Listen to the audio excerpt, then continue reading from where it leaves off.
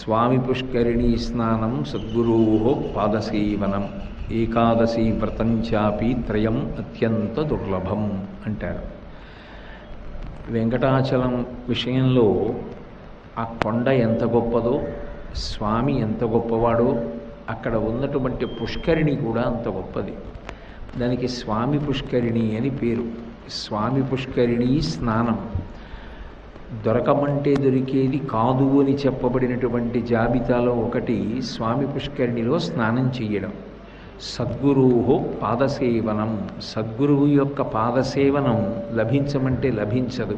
ఎందుకంటే అదే పనిగా వచ్చిన వాళ్ళందరితోటి ఆయన ఏం పాదసేవనం చేయించుకోడు.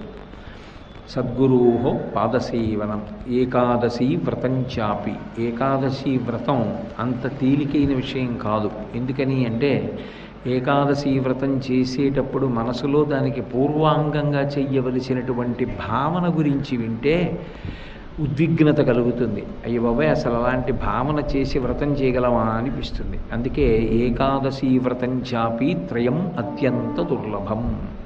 ఈ మూడు లభించమంటే లభించేవి కావు. అంటే అంత శక్తివంతములు. ఒక్కొక్క దానికి ఇంత ఫలితం ఉంటుంది అని చెప్పడం సాధ్యం కాదు. ఇంత ఫలితం ఉంటుంది అని చెప్పడం సాధ్యం కానటువంటి మహత్తరమైనటువంటి మూడు విషయములను చెప్పి ఆ మూడిటిలో స్వామి పుష్కరిణి స్నానము కూడా ఒకటి అని ప్రతిపాదించారు. స్వామి పుష్కరిణి ఏడుకొండల మీద ఏర్పడినటువంటి వైనం పరమ పవిత్రమైనటువంటిది. సరస్వతీ నది అందరికీ పరిచయమైనటువంటి నది. ఆ సరస్వతీ నది అధిష్టాన దేవత ఒకానొకప్పుడు పరమేశ్వరుడి గురించి గొప్ప తపస్సు చేసింది. ప్రతి నదికి అధిష్టాన దేవతలు ఉంటారు. అది అనుభవంలో తెలుసుకున్నటువంటి పెద్దలు ఎందరో ఉన్నారు. గోదావరి నది యొక్క అధిష్టాన దేవతా దర్శనాన్ని పొంది గోదావరి నది అధిష్టాన దేవత యొక్క అనుగ్రహ ప్రసాదంగా ఎన్నో ప్రయోజనములను పొందినటువంటి పెద్దలు ఉన్నారు. అలాగే కృష్ణవేణి నది యొక్క అధిష్టాన దేవత అనుగ్రహం పొందిన వారు ఉన్నారు. గంగానది యొక్క అధిష్టాన దేవత దర్శనాన్ని ప్రత్యక్షంగా తాడేపల్లి రాఘవనారాయణ శాస్త్రి గారు పొందారు. మహాత్ములు ఎందరో నదుల యొక్క అధిష్టాన దేవత దర్శనం చేశారు. శంకర భగవత్పాదులంతటి మహాపురుషులు కూడా గంగానది మీద స్తోత్రం చేశారు, యమునా నది మీద అష్టకం చేశారు, మణికర్ణిక మీద అష్టకం చేశారు, నర్మద మీద అష్టకం చేశారు. అంతటి మహాత్ములైనటువంటి శంకర భగవత్పాదులే నదుల మీద అష్టకాలు చేశారు అంటే నదులు సామాన్యమైన ప్రవాహములని, నదీ స్నానము పరమసామాన్యమని చెప్పగలిగిన సాహసం ఎవ్వరూ చేయలేరు. నది అంత పరమ పవిత్రమైనటువంటి ప్రవాహం. ఆ నదీ స్నానం విశేషమైనటువంటి ఫలితాన్ని మనిషికి ఒనగూరుస్తుంది. బ్రహ్మగారు సృష్టి జరిగినప్పుడు అనంతమైనటువంటి జలరాశిని చూసి వీరు ప్రాణి కనపడక అయోమయానికి గురైనప్పుడు అంతరిక్షంలోంచి తపస్సు చెయ్యి అన్న మాటలు వినపడ్డాయి. మీరు భాగవతం, రామాయణం అటువంటి వాటిని పరిశీలిస్తే రాశీభూతమైనటువంటి తపస్సు అంటూ ఉంటారు. అది అంత శక్తివంతం. తపస్సు అంటే అన్నీ వదిలిపెట్టేసి ఎక్కడికో వెళ్ళిపోయి కూర్చుని ఏదో చెయ్యమని కాదు. తపస్సు అంటే మనసుని ఏకాగ్రం చేసి ఒక విషయం మీద నిలబెట్టగలగడం. మీరు ఒక గంటన్నర సేపు భగవత్ సంబంధమైనటువంటి విషయాన్ని ఏకాగ్ర బుద్ధితో వింటున్నారనుకోండి, అలా విన్నది ఏదో అది గంటన్నర పాటు మీరు చేసినటువంటి తపస్సు. శృణ్వంతపః, భగవంతుని యొక్క రూపాన్ని కొంతసేపు మీరు తదేక దృష్టితో చూడగలిగారనుకోండి, అది తపస్సు. ఒక గ్రంథాన్ని మీరు తదేక దృష్టితో పరిశీలనం చేసి సమయాన్ని మరిచిపోయేటంతగా గ్రంథపఠనమునందు రమించిపోయి పుస్తకమునందున్న విషయము మీరైపోయారనుకోండి, అది తపస్సు. ఏది చేసినా ఏకాగ్ర దృష్టితో, ఒక పూజ చేస్తే అటువంటి ఏకాగ్ర దృష్టితో చేసినటువంటిది ఏది ఉందో అది తపస్సు. అలా తపస్సు చేయడం అనేటటువంటిది మహోత్కృష్టమైనటువంటి విషయం. దాని చేత సాధించలేని ఫలితం అన్నది ఉండదు. అందుకే సరస్వతీ నది కూడా తన మనసులో ఉన్నటువంటి అభీష్టాన్ని నెరవేర్చుకోవడానికి గొప్ప తపస్సు చేసింది. ఏమిటి ఆవిడ మనసులో ఉన్న కోరిక అంటే గంగానది కన్నా కూడా తాను గొప్పదానిని కావాలి అని. గంగానది నదులన్నిటిలోకి పరమ పవిత్రమైనటువంటి నది. అందుకే ఆ గంగానది గురించి చెప్తూ శంకరాచార్యుల వారు ఒక అద్భుతమైనటువంటి మాట అంటారు. ఆదావాది పితామహస్య నియమ వ్యాపార పాత్రే జలై పశ్చాత్ పన్నగశాయినో భగవత పాదోదకం పావనం భూయశ్యం భుజటా విభూషణమణి జహ్నుర్మహర్షూర్యం. గంగా పాతకనాశిని కన్యా భాగీరథీ పాతు మాం అంటారు. ఆ గంగానది త్రిమూర్తుల యొక్క స్పర్శ పొందినటువంటి ఏకైక నది. అది మొట్టమొదట బ్రహ్మగారి యొక్క కమండలంలో ఉన్నటువంటి నీరు. ఎందుకని అంటే ఆదావాది పితామహస్య నియమ వ్యాపార పాత్రే జలై. ఆయన నియమములను ఆయన పాటించడానికి ఆయన వాడేటటువంటి నీరు కమండలంలో పోసి ఆయన పట్టుకున్నదేదో అది. అందుకని బ్రహ్మకమండలంలో ఉన్నటువంటి జలం. పశ్చాత్ పన్నగశాయినో భగవత పాదోదకం పావనం. ఒకప్పుడు త్రివిక్రమావతారంగా వామనమూర్తి ఎదిగిపోతుంటే చతుర్ముఖ బ్రహ్మగారు సత్యలోకంలోంచి బయటికి వచ్చి ఆ పైకి వస్తున్నటువంటి త్రివిక్రముని యొక్క పాదాన్ని కడిగాడు. త్రివిక్రముడు సాక్షాత్ శ్రీ మహావిష్ణువు. ఆయన నాభికమలంలోంచే బ్రహ్మగారు పుట్టారు కాబట్టి తండ్రి గారి పాదసేవనం కాబట్టి ఆ తండ్రి గారి కాళ్ళు కడిగారు. శ్రీమన్నారాయణుని యొక్క కాళ్ళు కడగబడిన జలమైంది.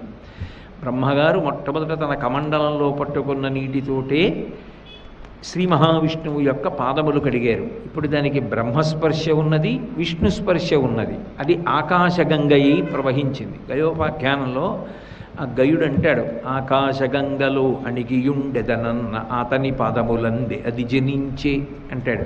ఎక్కడ దాక్కుంటాను విష్ణువుకి తెలియకుండా ఆకాశగంగలో ఊపిరి బిగబట్టి మునిగి పడుకుందాం అంటే అది ఆయన పాదములలోంచే జనించింది చెప్పేస్తుంది. ఆయనకి ఇక్కడ ఉన్నాడు గయుడని ఏడుస్తాడు. అలా శ్రీ మహావిష్ణువు యొక్క పాదములు కడగబడి ఆకాశగంగగా ప్రవహించింది. తర్వాత భూయశ్యం భుజట, ఆ పరమేశ్వరుడి యొక్క జటాజూటాన్ని విప్పి నిలబడ్డాడు ఆకాశగంగ పడుతున్నప్పుడు ధరించడానికి భగీరథుని యొక్క కోరిక మేరకి. రంగతుంగ తరంగ సంఘములతో రంజిల్లు ఘోషంబుతో బంగారంబగు పొంగుతో నురగతో పువ్వాట తుంపర్లతో భంగుల్ సల్పుచు జంగలించుతున్న భూభాగము నుండి జారన్ గంగమ్మను దాల్చితే శిరమునన్ రంజిల్లుతున్ శంకర అంటారు. ఆ పైనుంచి గంగా ప్రవాహం ఆకాశంలోంచి పడినప్పుడు పట్టగలిగిన వాడు ఆయన తప్ప వేరొకడు లేడు కాబట్టి ఆయనే ఆ ప్రవాహాన్ని పట్టాడు. పట్టినప్పుడు భవాంగపతితంతో యం పవిత్రమితి పస్పృశు అంటారు వాల్మీకి మహర్షి రామాయణం బాలకాండలో. శంకరుడి యొక్క శరీరానికి అంతటికీ తగిలి ప్రవహించింది.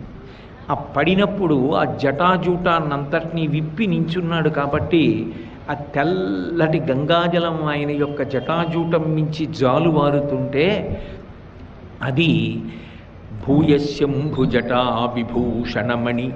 సింభు జటాజూటమునందు ఒక మణి ఎలా ఉంటుందో అలా కనపడింది. లేదు జటాజూటం విప్పకముందు ఆయన గంగని కట్టేసినప్పుడు కూడా జటాజూటం లోపల తిరుగుతున్నప్పుడు లోపల ఒక మణి పెట్టుకున్నట్టుగా కనపడింది మెరిసిపోతూ. కాబట్టి భూయశంభు జటా విభూషణమణి. ఆయన జట విప్పేసిన తర్వాత మళ్ళీ భగీరథుడి ప్రార్థన మేరకు ఆ గంగ ప్రవహించి వెళ్ళిపోతుంటే జహ్ను మహర్షి తాగేశారు. తాగేసి మళ్ళీ భగీరథుడు ప్రార్థన చేస్తే మళ్ళీ విడిచిపెట్టారు. అందుకని జిహ్నో మహర్షీరియం జాహ్నవి అయింది.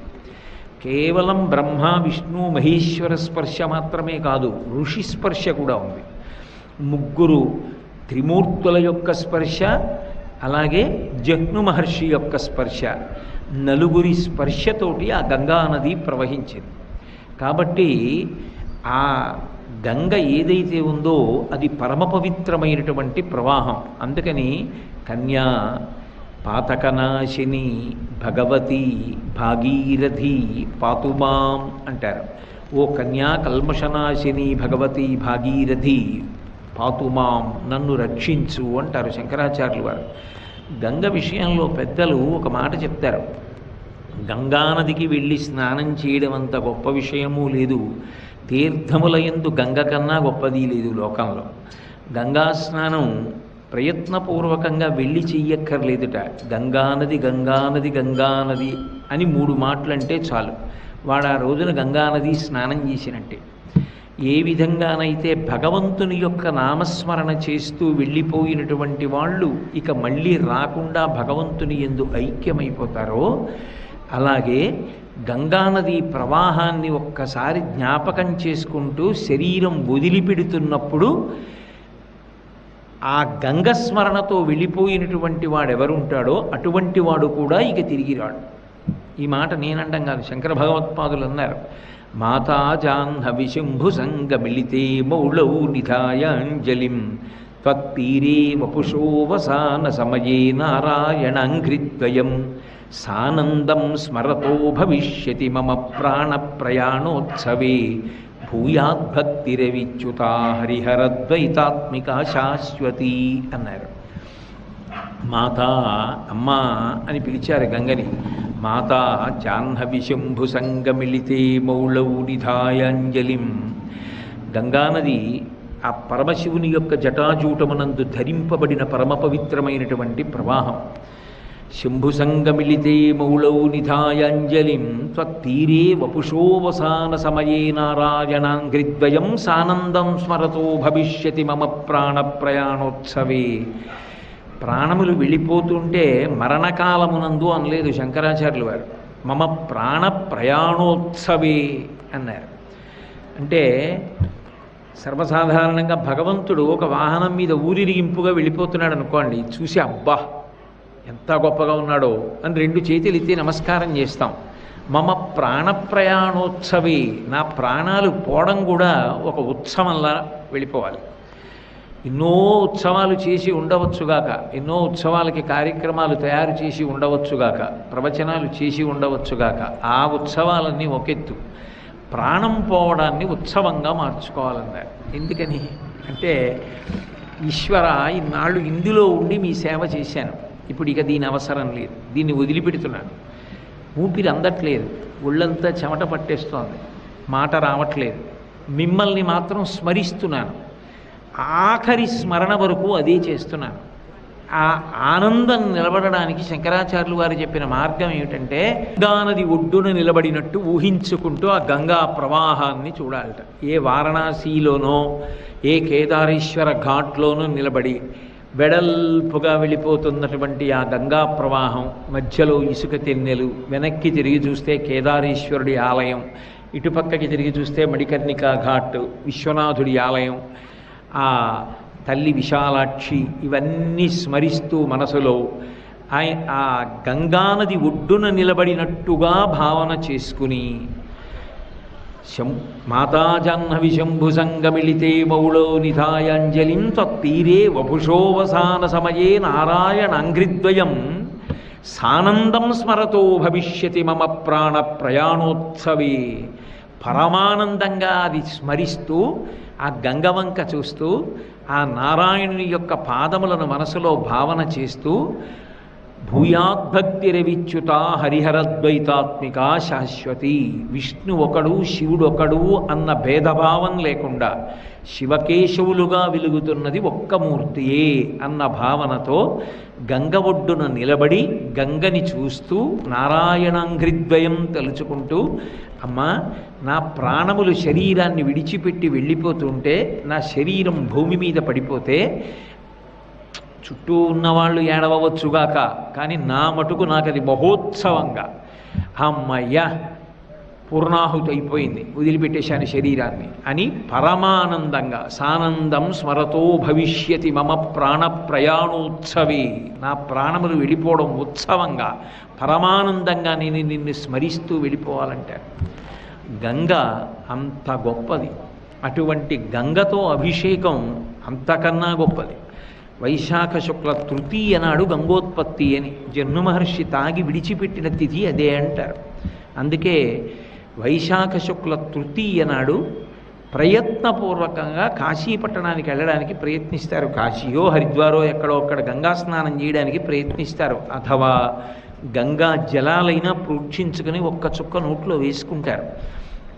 ఈ వైశాఖ మాసంలో గంగాజలములతో భగవంతుని ఆరాధన చేసి అందున ఆ అభిషేకం చేసినటువంటి తీర్థాన్ని మళ్ళీ కలశలో పట్టుకుని యజమాని పత్ని మీద పోసుకున్న, ఇంట్లో వాళ్ళకి చల్లిన మహోత్కృష్టమైనటువంటి సేవ. అది ప్రత్యేకించి వైశాఖ మాసంలో. ఎందుకంటే వైశాఖ మాసంలోనే గంగోత్పత్తి. జహ్ను మహర్షి చిట్ట చివర తాగి విడిచిపెట్టేశారు చెవిలోంచి, జాహ్నవీ రూపంతో బయటకు వచ్చింది.